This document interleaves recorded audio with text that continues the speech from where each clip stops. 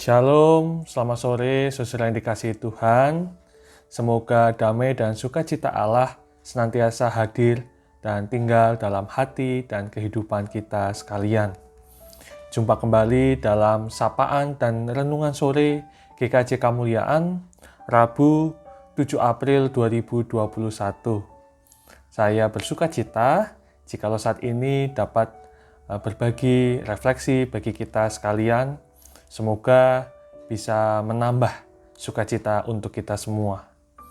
Nah, tema yang saya angkat dalam renungan sore ini ialah kebangkitan Kristus mengubah kehidupan. Firman Tuhan diambilkan dari 1 Korintus pasalnya yang ke-15, ayatnya yang pertama sampai dengan yang ke-14. Nah, sebelum kita bersama-sama mendengarkan dan merenungkan firman Tuhan, mari kita menyatukan hati, kita memohon penyertaan Roh Kudus. Mari kita berdoa. Bapa yang penuh kasih, Bapa yang penuh rahmat, kami mengucapkan syukur atas cinta kasih Tuhan yang Engkau nyatakan kepada kami semua. Dan kasih-Mu semakin nyata kami rasakan, jikalau saat ini kami bersama-sama hendak mendengarkan dan merenungkan firman Tuhan. Kiranya Roh Kudus menolong kami, sehingga kami dimampukan untuk dapat memahami dan juga melakukan firman-Mu dalam kehidupan kami dengan sungguh-sungguh. Ya Tuhan, bersabdalah, karena kami siap untuk mendengarkan. Amin.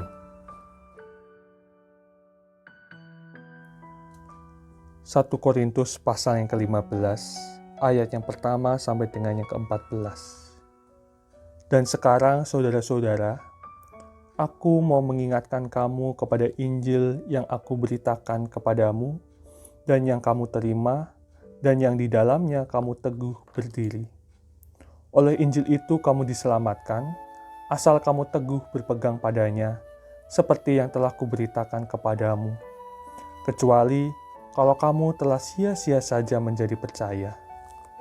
Sebab yang sangat penting telah kusampaikan kepadamu, yaitu apa yang telah kuterima sendiri, ialah bahwa Kristus telah mati karena dosa-dosa kita sesuai dengan kitab suci, bahwa Ia telah dikuburkan, dan bahwa Ia telah dibangkitkan pada hari yang ketiga sesuai dengan kitab suci, bahwa Ia telah menampakkan diri kepada Kefas dan kemudian kepada ke-12 muridnya.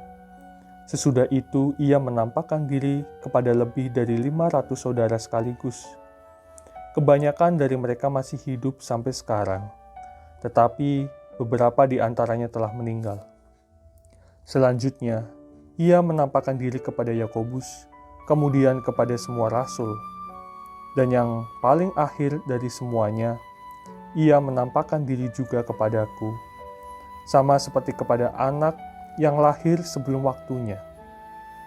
Karena aku adalah yang paling hina dari semua rasul, bahkan tidak layak disebut rasul, sebab aku telah menganiaya jemaat Allah. Tetapi karena kasih karunia Allah, aku adalah sebagaimana aku ada sekarang, dan kasih karunia yang dianugerahkannya kepadaku tidak sia-sia. Sebaliknya, aku telah bekerja lebih keras daripada mereka semua, tetapi bukannya aku, melainkan kasih karunia Allah yang menyertai aku. Sebab itu, baik aku maupun mereka, demikianlah kami mengajar, dan demikianlah kamu menjadi percaya.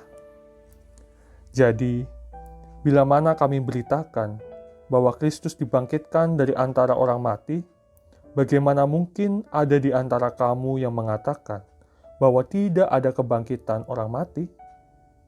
Kalau tidak ada kebangkitan orang mati, maka Kristus juga tidak dibangkitkan.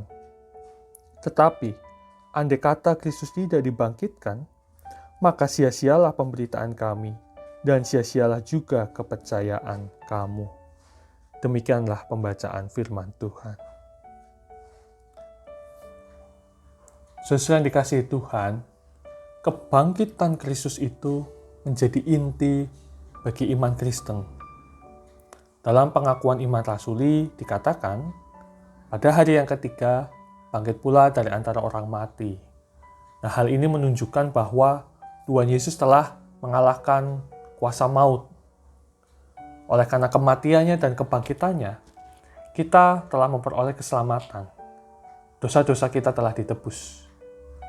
Akan tetapi, ternyata kebangkitan Kristus itu tidak diterima, tidak dipercaya oleh sebagian orang. Nah, salah satunya ialah jemaat di Korintus. Sebagian jemaat di Korintus tidak percaya akan kebangkitan Kristus. Di pasal yang ke-15, 1 Korintus pasal 15, di situ Paulus memberikan pengajaran tentang kebangkitan Kristus dan juga kebangkitan orang percaya. Apa latar belakangnya? Menurut William Maxson, seorang teolog, dikatakan bahwa adanya pengaruh dari kelompok gnotis, aliran gnotisme di jemaat Korintus. Kelompok ini, aliran ini ciri khasnya dia sangat mengagung-agungkan pengetahuan, gnosis. Mereka menganggap memiliki pengetahuan yang lebih tinggi dibandingkan jemaat Korintus pada umumnya. Nah, salah satu ajaran dari kelompok ini ialah tentang tubuh, bahwa tubuh jasmani itu dianggap lebih rendah dibandingkan tubuh rohani. Tubuh jasmani itu ditolak, sementara tubuh jasmani itu yang diinginkan, yang dianggap baik. Oleh sebab itu, kematian orang kemudian dia bangkit dengan tubuhnya ditolak oleh kelompok ini. Maka kebangkitan Tuhan Yesus pun juga ditolak. Nah, di sini Paulus berusaha untuk menyelamatkan jemaat di Korintus supaya tidak tersesat dari ajaran ini. Di ayatnya yang ketiga, Paulus mengatakan, Kristus telah mati karena dosa-dosa kita, sesuai dengan kitab suci. Jemaat di Korintus diingatkan bahwa kematian Kristus itu karena dosa-dosa manusia. Dan itu pun juga telah disampaikan, dituliskan dalam kitab-kitab perjanjian lama, dinubuatkan. Dan kemudian di ayat yang 14 dikatakan, tetapi andai kata Kristus tidak dibangkitkan, maka sia-sialah pemberitaan kami, dan sia-sialah juga kepercayaan kamu. Kalau Kristus tidak bangkit, maka tidak ada yang namanya iman Kristen. Tidak ada yang namanya gereja. Misalnya GKJ Kemuliaan, kalau Kristus tidak bangkit, maka tidak ada. Manusia itu masih hidup dalam kehidupan yang lama, menjadi hamba dosa. Gitu loh. Nah, untuk menguatkan iman jemaat di Korintus, kemudian kita bisa memperhatikan di ayatnya yang ke-5 sampai dengan yang ke-8. Di situ Paulus menyebutkan orang-orang yang menjadi saksi kebangkitan Kristus. Di situ disebutkan ada Kefas, ke-12 murid, lalu ada 500 orang, ayatnya yang ke-6, lalu juga disebutkan Yakobus, dan terakhir Paulus sendiri.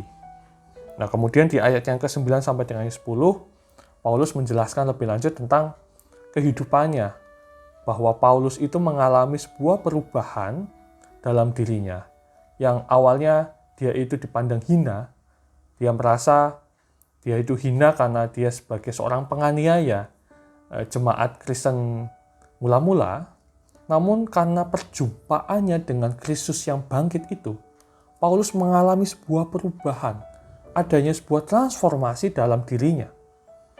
Dia berubah, kemudian Paulus hidup dalam pertobatan, dan Paulus pun ambil bagian dalam pekerjaan Allah untuk mewartakan Injil. Nah, sesuai yang dikasihi Tuhan, dari surat Paulus ini, kita bisa belajar bersama bahwa kebangkitan Kristus itu menjadi inti bagi iman Kristen. Dan yang kedua, kebangkitan Kristus itu memiliki kuasa, memiliki dampak untuk mengubah kehidupan orang percaya. Nah kan, hal itu ditunjukkan oleh Paulus sendiri, dia mengalami perubahan. Dan kita pun bisa mengingat murid-murid Tuhan Yesus ketika Tuhan Yesus bangkit, menjumpai para murid, terjadi sebuah perubahan dalam diri para murid. Mereka yang awalnya tidak berpengharapan, mereka takut, menjadi orang yang penakut. Kemudian telah berjumpa dengan Yesus yang bangkit itu, mereka berubah menjadi orang-orang yang berpengharapan, yang berani untuk mengabarkan Injil kepada orang banyak. Nah, pada sore ini kita bisa berefleksi bersama akan kebangkitan Kristus. Bahwa kebangkitan Kristus itu kalau kita maknai dalam kehidupan kita saat ini, maka kebangkitan Kristus itu bermakna sebuah adanya perubahan dalam diri kita. Cara pandang kita yang melihat diri kita dan sesama kita itu secara positif.